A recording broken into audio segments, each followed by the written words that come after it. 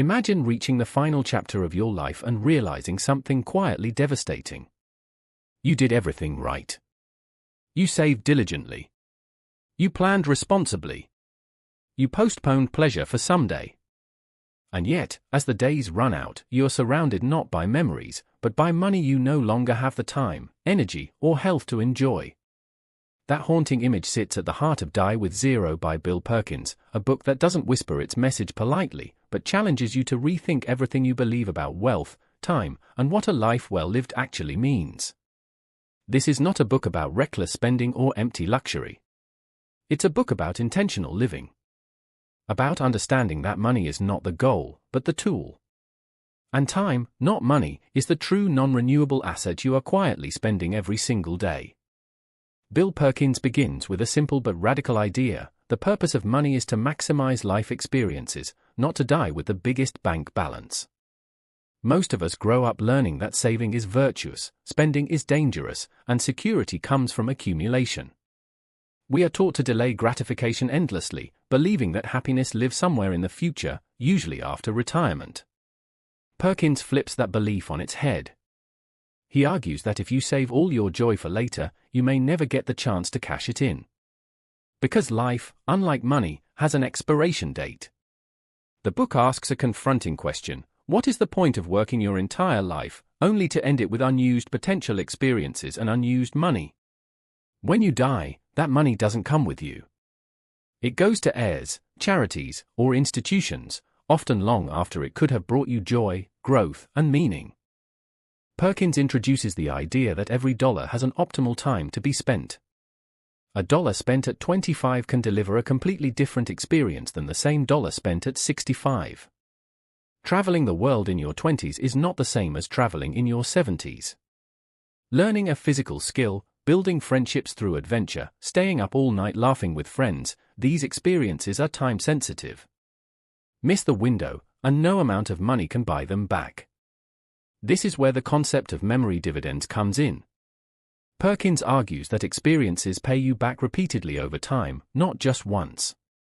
When you take a meaningful trip, fall deeply in love, or pursue a passion, you don't just enjoy it in the moment. You relive it through memories, stories, photos, and reflections for years, sometimes decades.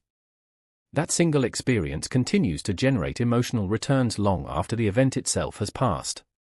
Money spent on experiences, especially earlier in life, compounds emotionally.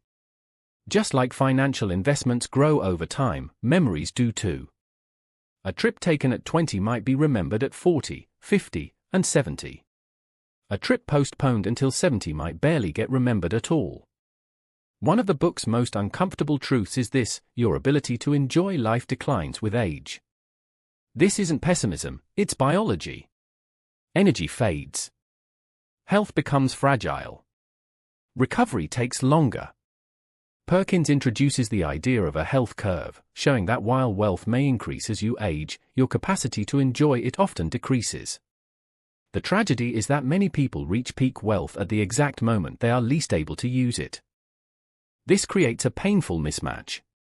We spend our strongest years working and saving, and our weakest years trying to enjoy what we saved.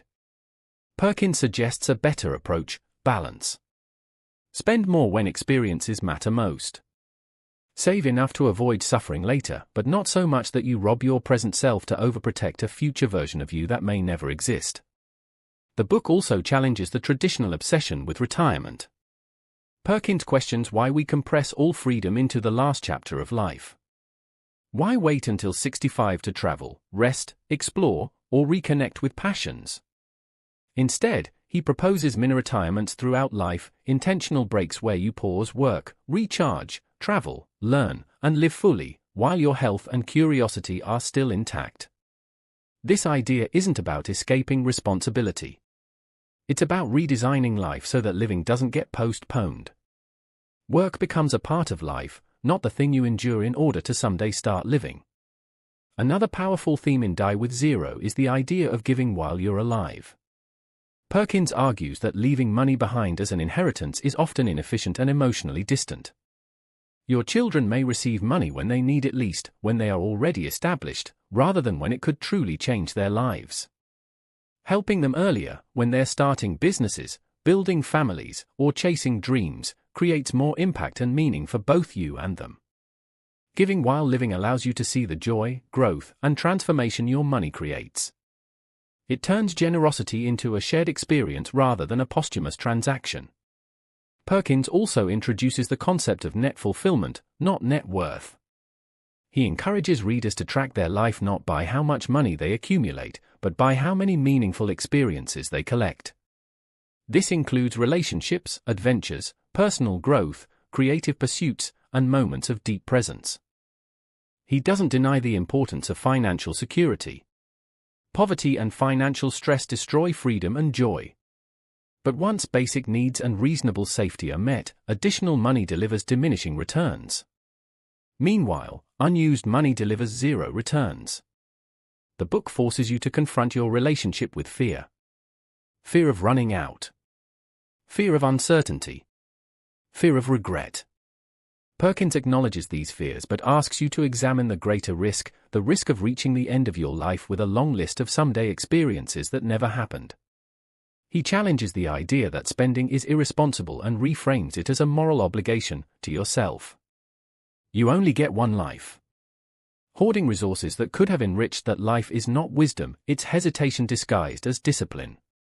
Throughout the book, Perkins uses real-life examples of people who sacrificed joy for security, only to lose the chance to enjoy either. Stories of individuals who worked relentlessly, delayed love, travel, and play, and then faced illness or death just as freedom arrived. These stories are not meant to scare you, but to wake you up. Time is the real currency. Money is simply how we choose to spend it. One of the most striking ideas in Die with Zero is the concept of planned decline. Perkins argues that your net worth should eventually go down, not up. The goal is not endless accumulation, but intentional depletion. This doesn't mean financial chaos. It means designing your life so that you gradually convert money into memories, growth, and fulfillment until there is nothing left unused at the end. Dying with Zero is not about hitting an exact number. It's about alignment. It's about ensuring that your money served you, rather than you serving your money. The book also touches on legacy. Perkins argues that your true legacy is not your wealth, but the impact you had while alive. The relationships you nurtured. The experiences you shared. The lives you touched. Money left behind cannot replace presence, guidance, or love given in real time. As the narrative unfolds, the message becomes clear: a well-lived life is not optimized for safety, but for meaning. Not for comfort alone, but for richness of experience. Die with Zero asks you to zoom out and view your life as a whole. To imagine yourself looking back from the end and asking, did I really live? Did I convert my time, energy, and money into something that mattered to me? It's a deeply uncomfortable question because it exposes how easy it is to drift through life on autopilot, following inherited rules that may no longer serve us. The brilliance of Perkins' message is not in encouraging extravagance, but in encouraging intentionality. Spend deliberately. Save deliberately. Live deliberately. Don't wait for permission to enjoy your life. In the final reflection, the book leaves you with a quiet urgency. Not panic. Not pressure. But awareness. Awareness that today is not a rehearsal. That the future is not guaranteed. That joy deferred too long often disappears. Life is not a bank account to be maximized. It is a story to be lived. And when the final page turns, the real question won't be how much you saved, but how deeply you lived, how fully you loved, and how bravely you chose experiences over fear. This is the message of Die with Zero. A reminder that money is a tool, time is a gift, and life is happening now. For Love Lines Library, this is not just a book summary. It's an invitation. An invitation to stop waiting.